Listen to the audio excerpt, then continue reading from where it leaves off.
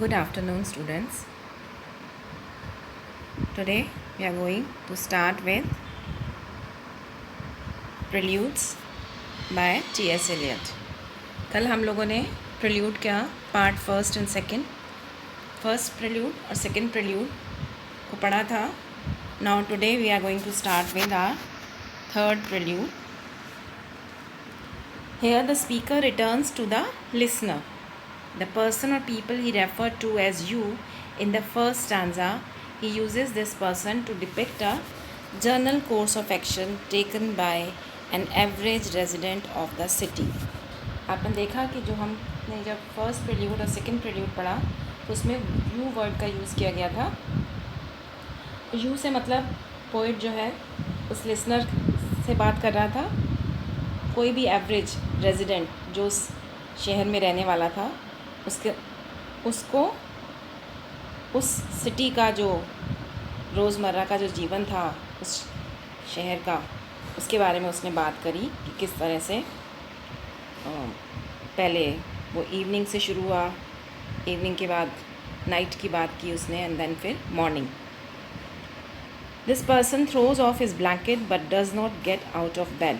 अब यहाँ पर पोएम जब स्टार्ट होती है, it begins with a return to night. अब ये जो थर्ड प्रिल्यूड है इसमें टी.एस. एलियट जो है वो फिर से वो यू का यूज़ करते हैं, यू वर्ड का यूज़ करते हैं, जो वो किसी बाहर चलने वाले किसी राहगीर या किसी व्यक्ति से बात कर रहे हैं और उसे बता रहे हैं. क्योंकि जो 3 सेक्शंस हैं उसमें से हर किसी की राइम स्कीम अलग है. अब ये थर्ड सेक्शन जो है इसकी भी राइम स्कीम बिल्कुल अलग है. तो इस तरह से सबकी राइम स्कीम जो है पोएम में, वो राइम स्कीम जो है वो डिफरेंट है. ठीक है, तो यहाँ पर दिखाया गया है कि वो जो पर्सन है वो बेड में बैठा हुआ है. Whether it's I think it's male और फीमेल के बारे में बात नहीं की गई है, लेकिन हम ऐसा अंदाज़ा लगा रहे हैं कि वो एक विमेन है, अनक्लीन विमेन, ऐसा उसने दिखाया है, जो अपने बेड पे से बैठी हुई है. अपने ऊपर ओढ़ा हुआ ब्लैंकेट उसने हटा दिया है, लाइक दैट, और वहीं पे वो बैठी है और सीलिंग को स्टेयर कर रही है. अभी वो उठी नहीं है, अपने बेड से निकली नहीं है, सीलिंग को स्टेयर कर रही है और जो कुछ भी रात में उसके साथ हुआ है शायद उस बारे में सोच रही है. इसीलिए मैंने कहा कि यहाँ क्लियर नहीं है. यू वर्ड वो यूज़ कर रहा है. You tossed a blanket from the bed, you lay upon your back and waited, you dozed and watched the night revealing the thousand sordid images of which your soul was constituted, they flickered against the ceiling. अब यहाँ you word से ऐसा clear नहीं है कि weather वो किसी mail या फीमेल की बात कर रहा है, बट द थिंग इज़ कि जिस तरह की इमेजेस वो यूज़ कर रहा है या जिस तरह की वो सॉर्डेड एक्सपीरियंसेस की बात कर रहा है, रात के एक्सपीरियंसेस की बात कर रहा है, उसकी इनर लाइफ के बारे में वो सोच रही है, तो उससे हम ये इस कंक्लूजन पे पहुंचते हैं that is talking about a woman who wakes up and throws away her blanket, lies still on her back. अभी भी वो डोजिंग पोजीशन में है. डोजिंग का मतलब होता है आपकी हल्की हल्की नींदें हो रहे हो आप, अभी ठीक से आपकी नींद खुली नहीं है, राइट. एंड कंटेम्पलेट कर रही है, वो सोच विचार कर रही है अपने उन सॉर्डेड एक्सपीरियंसेस के जो नाइट में उसके साथ हुए हैं, जो उसकी इनर लाइफ को इफ़ेक्ट डाल रहे हैं, उसकी इनर लाइफ पे इफ़ेक्ट डाल रहे हैं. ठीक है, तो वो सारी चीज़ें जो रात में जिन कड़वे अनुभवों से वो गुजरी है ना, वो सब उनको फिर से वो एक बार रिविज़िट करती है, सोचती है उनके बारे में. फिर उसके बाद वो सीलिंग की तरफ देखती है, वहाँ बैठे बैठे इंतज़ार कर रही है. डोजिंग है ना, थोड़ी सी वो डोजिंग का मतलब है अभी भी ऊँग रही है ना, प्रॉपरली एनर्जी इतनी आई नहीं है कि वो एकदम से उठ जाए, बिस्तर छोड़ दे, और वहीं बैठे बैठे मेडिटेट कर रही है अपने उन्हीं सॉर्डेड और डिस्टेस्टफुल जो इमेजेस है नाइट के। फिर उसके बाद है which your soul was constituted, यानी वो हज़ारों इमेजेस जिनसे मिलकर जिन्होंने तुम्हारे सोल को इफ़ेक्ट डाला है, तुम्हारे सोल को बनाया है। दे फ्लिकर्ड अगेंस्ट द सीलिंग, मतलब वो सारी इमेजेस जो हैं एक के बाद एक उसकी आंखों के आगे से गुजर रही हैं और वो सीलिंग की तरफ देख रही है, तो ऐसा लग रहा है जैसे फ्लिकरिंग होता है लाइट, है ना, एक लाइट सी आके उस पर पड़ती है और वो लाइट से वो हिल रही है, लाइट हवा के साथ। तो ये जो पूरा संसार है, जो मॉर्निंग लाइट है, धीरे धीरे जैसे जैसे उसके कमरे में आती है, ये फ्लिकर आपने देखा होगा कि जब हम सुबह के टाइम उठते हैं और बाहर सनलाइट हो जाती है और धीरे से वो क्रीप करके आपके कमरे में कहीं से आ जाती है, तो सबसे पहले वो आपकी सीलिंग को हिट करती है अगर, तो वहाँ पे एक फ्लिकरिंग, वहाँ पर एक चमकनी सी आवाज़, चमकना सा कुछ चमकता हुआ दिखाई देता है। तो फिर ऐसा लगता है कि वो मॉर्निंग लाइट जो है, मॉर्निंग की, सुबह की रोशनी का एहसास उसे होता है। और वो जो टेरिबल इमेजेस जिनके बारे में वो विजुलाइज़ कर रही है, रिविज़िट कर रही है, वो सब उसके दिमाग से हट जाते हैं। तो फिर वो इसलिए वो कह रहा है दे फ्लिकर्ड अगेंस्ट द सीलिंग, यानी एक के बाद एक वो सीलिंग से टकराकर ख़त्म हो जाते हैं। और फ्लिकरिंग, ये जो लाइट है, ये लाइट जो है लालटेन की भी हो सकती है, फ्लिकरिंग लाइट, है ना, जो धीमी धीमी रोशनी है, फ्लिकर करके वो धीरे से बुझ जा रही है। और वो and when all the world came back and the light creep up between the shutters, you heard the sparrows in the gutters, you had such a vision of the street as the street hardly understands. अब यहाँ पर उस women का जो experiences उसने रात में जिस चीज़ से वो गुजरी है, और वो unclean women and that सॉर्डेड and filthy street, दोनों का ही कंपैरिजन करने की वो कोशिश कर रहा है कि वो रात जैसे जैसे लाइट आपके रूम में क्रीप करती है, यानी धीरे धीरे रोशनी आपके रूम में फैल जाती है, अंधेरा हट जाता है, तो वो अंधेरे के अंदर जो आप जैसे तरह के विचार आपके मन में उठ रहे थे वो धीरे धीरे ख़त्म हो जाते हैं, वो शेडोज़ डिसअपियर हो जाती हैं। और खिड़की के जो शटर्स लगे हुए हैं, लकड़ी के जो शटर्स लगे होते हैं जिससे रोशनी छनकर आती है, उनसे धीरे धीरे लाइट अंदर आने लगती है। और साथ ही साथ आपको स्पैरोज़ के चर्पिंग साउंड सुनाई दे रहे हैं इन द गटर्स, है ना, गटर्स में से अंदर गहरे उसमें से। You had such a vision of the street, और मतलब कहने का ये है कि गंदी नाली का पानी और उसमें दो तीन चिड़ियाँ आपस में चोंच भिड़ा रही हैं, लड़ रही हैं, लाइक दैट, उनकी आवाज़ें आ रही हैं। और ऐसा ही you had such a vision of the street, तो तुम्हारा विज़न नाइट वाला वो विज़न, और साथ में स्ट्रीट का जो विज़न है, स्ट्रीट जो अपने ऊपर से कई तरह के लोगों को गुज़रते देखती है, गंदे पाँव लेकर उस पर चल रहे हैं, गंदी हरकतें कर रहे हैं, लाइक दैट, तो वो as the street hardly understands, वो कह रहा है कि जिस तरह से उसके साथ क्या हुआ, उसकी बॉडी के साथ क्या हुआ, वो किन चीज़ों से रात में गुजरी, वो समझ नहीं पा रही है। और उसी तरह से उसी भाव के साथ वो उठती है, बाहर से आने वाली आवाज़ों को सुनती है, स्ट्रीट की तरफ नज़र डालती है, और उसे लगता है कि शायद सड़क पर गुज़रने वाले लोग जो हैं और सड़क पर होने वाली जो एक्टिविटीज़ हैं, उसको वो जो सड़क है वो भी शायद नहीं समझ पा रही है, ऐसा उसे प्रतीत होता है। ये ऐसा विज़न, यानी उसके सामने जो दृश्य है वो ये है कि सड़क पर गंदे पाँव लेकर लोग इधर से उधर भाग रहे हैं, और शायद वो जो स्ट्रीट है वो भी शायद ही इट हार्डली अंडरस्टैंड्स, यानी वो भी शायद समझ नहीं पा रही है। उसके दिमाग में ये बातें आ रही हैं कि शायद सड़क जो है वो भी ये नहीं समझ पाती है कि कौन लोग हैं, कहाँ जा रहे हैं, कहाँ से आ रहे हैं, क्या कर रहे हैं, like that. Sitting along the bed's edge where you curl the papers from your hair, और the yellow soles of feet in the palms of both soiled hands. अब दिखाया जा रहा है कि वो जो विमेन है, she has not come out of the bed, अभी बिस्तर से हटी नहीं है, उठी नहीं है, बेड के एज पर आके वहीं बैठी हुई है, अपने बालों से जो पेपर कर्ल्स हैं वो निकाल रही है।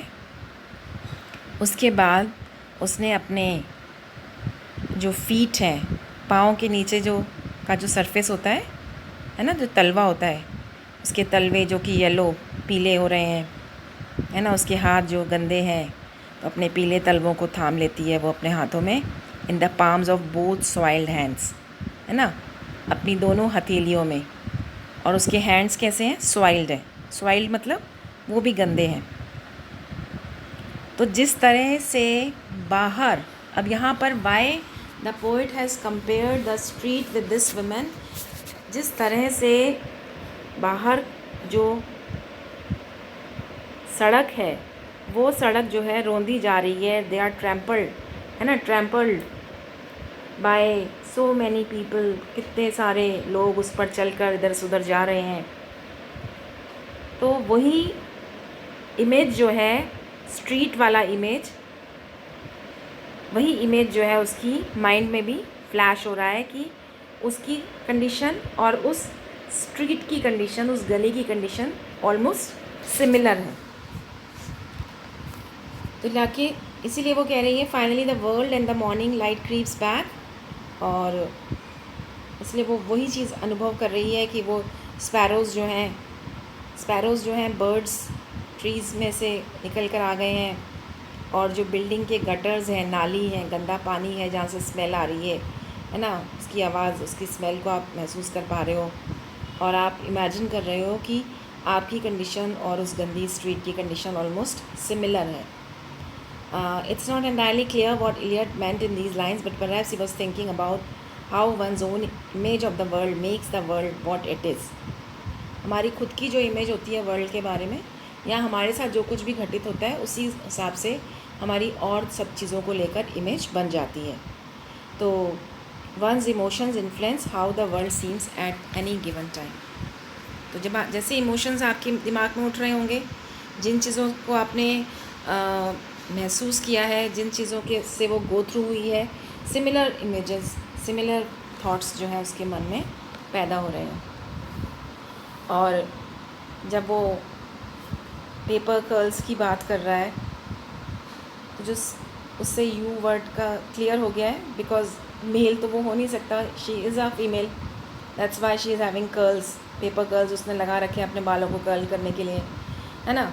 एंड फिर उसके बाद वो दिखाता है कि जो सीन है उससे हम एक, ऑल्दो क्लियरली वहाँ पर कुछ भी बताया नहीं गया है, लेकिन you can make out what he is trying to hint at, है ना, जो वो हिंट करना चाहता है उसको हमें समझ में आ रहा है कि वो किसी डर्टी एक्ट से निकली है बाहर रात में जो उसके साथ हुआ है, और इसीलिए वो अपने सॉइल्ड हैंड से अपने येलो फीट को थाम रही है, लाइक दैट। तो there is grime on the main subject hand and feets even though the day is just beginning. ठीक है, तो ये जो उसने बात कर रहा है कि वो किस तरह से वो अपने पैरों को, पीले तलवों को अपने हाथों से थामती है, तो उसे ऐसे ही प्रतीत होता है कि बाहर भी जो गली है, जो स्ट्रीट है, वो भी इसी प्रकार से सोच रही है कि कौन है जो इधर से उधर पैरों से रोंदते हुए मुझे जा रहे हैं। तो दोनों की कल्पना बिल्कुल मिलती जुलती सी है। फिर आपका नेक्स्ट प्रिल्यूड स्टार्ट हो जाता है। फोर्थ प्रिल्यूड जो है उस पर जाने से पहले पोइट ने बात करी है, इससे पहले वाला स्टैंजा है उसमें वो बात करता है, your soul was constituted, they flickered against the ceiling. Now soul जो है, किस सोल की बात कर रहा है? क्योंकि आपने अपनी आत्मा को तो मार दिया है। अगर आप इस तरह की एक्टिविटीज़ में लिप्त हो, अगर वो जो हम कलेक्ट कर पा रहे हैं इस पोएम की लाइन्स से, it is talking about a prostitute और अ अनक्लीन विमेन, है ना। तो नेचुरली सोल को तो मार दिया गया है, दबा दिया गया है, like stretched tight, tries to remain solvent. This is a large metaphor for the way that what is right and moral is ignored, damaged by the demands of everyday life, है ना। तो आपकी सोल और आपकी आत्मा और आपको जो नैतिकता की बातें हैं, मॉरल्स हैं, वो सब चीज़ें दब गई हैं। किसके नीचे दब गई हैं? Demands of everyday life. यानी आपको जब आपके सामने अपना जीवन कैसे जियोगे, कैसे आप रोज़मर्रा की जो आपकी ज़रूरतें हैं उसे कैसे पूरा करोगे, तब ये सब चीज़ें सामने आती हैं तो आप वो सारी चीज़ें आप इग्नोर कर देते हो कि क्या सही है क्या गलत है। इससे पता चलता है कि the soul does not belong to just one person but it perhaps representative of the world as a whole. इससे मालूम चल रहा है कि यहाँ पर ये जो सोल वर्ड यूज़ किया गया है ये सिर्फ इस फीमेल की अंतरात्मा की बात नहीं कर रहा है, बल्कि संसार में अधिकतर लोग अपनी आत्मा को मारकर इसी प्रकार से मूव ऑन कर जाते हैं या इसी प्रकार से गलत चीज़ों में लिप्त हो जाते हैं। और इसीलिए जो सोल के बारे में उसने वो बात करता है कि हम जल्दी ही नॉर्मलाइज हो जाते हैं, हम नॉर्मल स्टेट में आ जाते हैं। अब ये 5th स्टैंजा जो है इस 4th प्रिल्यूड का जो 5th स्टैंजा है उसमें 4 लाइन्स हैं जो from 2nd person to 1st person की बात हो रही है। यू से हम sitting around the bed's edge, you curl the papers from your hair, elapse the yellow soles of feet in the palms of both soiled hands.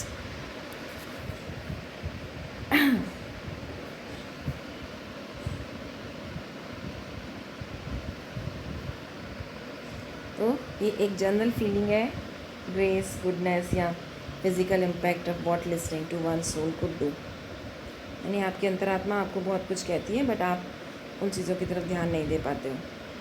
और जो final lines हैं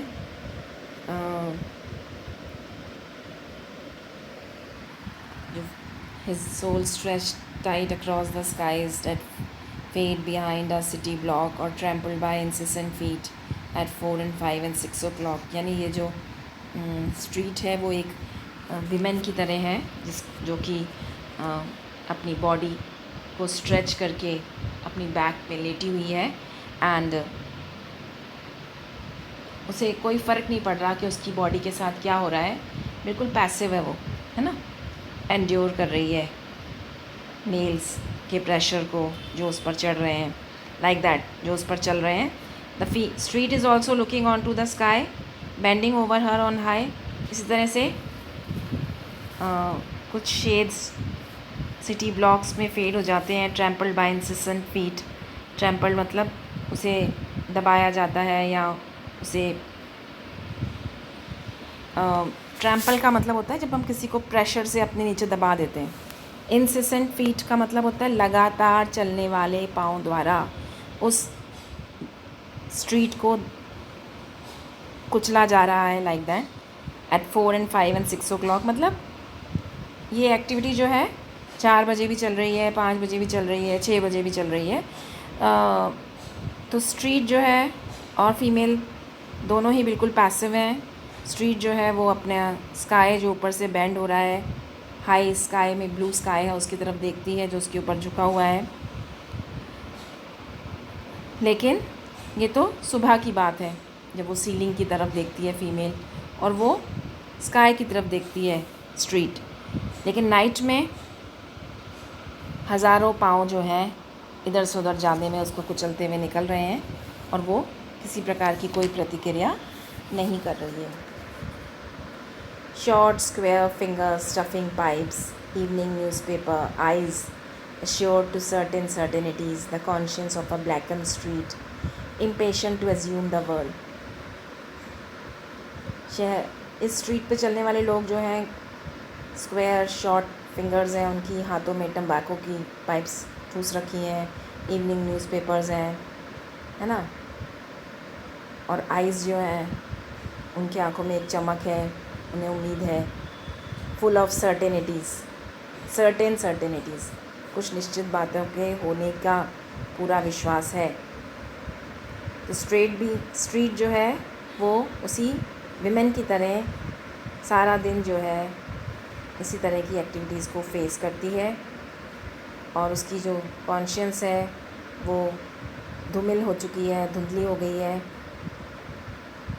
और जिस तरह से फीमेल जो है वो अगले दिन की शुरुआत का इंतज़ार कर रही है बेड के एज पे बैठकर, इन द सेम वे ना जो अर्ली मॉर्निंग जब रश कम होता है, स्ट्रीट भी अवेट कर रही है कि वो कब लोग जो हैं impatient to assume the world, मतलब इम्पेशेंटली लोग इधर से उधर कब जाने लगेंगे, कब संसार में फिर से हलचल शुरू हो जाएगी। जो स्पीकर है वो क्या चाह रहा है कि जो संसार है वो ऐसे के ऐसे चलता रहता है, कोई बॉदर नहीं करता किसके साथ क्या हो रहा है, लाइक दैट। एंड तो इसलिए one needs to embrace their own soul. Future में उसके लिए क्या होना वाला है, इसके लिए उसे खुद का इंट्रोस्पेक्शन करना पड़ेगा। यानी यहाँ पर किसी चेंज की उम्मीद हमें नहीं दिख रही है, या कोई ऐसी चेंज की वो बात नहीं कर रहा है। पोइट जो है किसी भी चेंज की बात नहीं कर रहा है। वो कहता है, I am moved by fancies that are curled along these images and cling the notion of some infinitely gentle infinitely suffering thing. उसकी इमेजिनेशन में पोइट की कई सारी इमेजेस हैं जो इनफाइनेट सफरिंग, यानी जो शो कर रही हैं कि ये अनंत काल तक ये जो है इसी तरह से जो फीमेल है वो ऐसे असहाय होकर अपने साथ जो हो रहा है वो सहन करने के लिए मजबूर है। उसी प्रकार से जो स्ट्रीट है ये भी एंडलेसली यहाँ उसको भी एंडलेस सफरिंग्स को झेलना है, क्योंकि ये सफरिंग्स जो हैं वो कैसी है, एंडलेस है। इसीलिए उसने वो कह रहा है, I am moved by fancies that are curled, है ना, मैं अपनी कल्पनाओं से विचलित हो रहा हूँ, प्रभावित हो रहा हूँ, जो इन इमेजेस के से क्लिंग लटकी हुई हैं, जुड़ी हुई हैं। नोशन सब इनफाइनेटली जेंटल, है ना, वो विचार कुछ अनंत, जेंटल है लेकिन इनफाइनेट है ना। तो बार बार होने वाली अंतहीन पीड़ा है जिससे आपको बार बार गुजरना पड़ता है। तो इन सब चीज़ों को देखकर वो विचलित भी हो रहा है, सोच भी रहा है कि सब क्यों हो रहा है, और लेकिन फिर वो इस बात के लिए भी तैयार है कि जो फिल्दी लाइफ, उस विमेन की फिल्दी लाइफ और फिल्दी स्ट्रीट जो है उसकी लाइफ, उसकी एक्टिविटी, उसका हो हल्ला जो है वो सिमिलर ऐसे ही चलता रहेगा। इट विल गो ऑन, वैसे का वैसे ही चलता रहेगा, उसमें कहीं कोई चेंज नहीं आने वाला है, क्योंकि यही मॉडर्न एज की यही सिचुएशन है, यही लाइफ है, वही फिल्दी, वही सॉर्डेडनेस, वो डेसोल्यूशन, और संसार जो है इसी प्रकार से चलता रहेगा। तो this brings to us to end of the poem. Preludes के जो 4 पार्ट्स हैं यहाँ कवर अप हो गए हैं। तो इसीलिए पोइट जो है वो कहता है कि just like ancient women collecting fuels and vacant lots means there is no music nor hope for the poor living in the dry and unromantic environment of the filthy city lives। जो last का closing lines हैं वो ये बता रही हैं कि जो पुअर और लोनली विमेन है उनके पास कोई और रास्ता नहीं है जीवन जीने का, उनकी लाइफ में कहीं कोई एन्जॉयमेंट, कहीं कोई म्यूज़िक या कुछ भी रोमांटिक नहीं है। और ये जो फिल्दी सिटी स्ट्रीट्स हैं इसका एनवायरनमेंट ऐसा है कि कोई भी जो है चेंज, किसी भी प्रकार का चेंज जो है वो संभव नहीं है। So that's all. Thank you for joining today's class.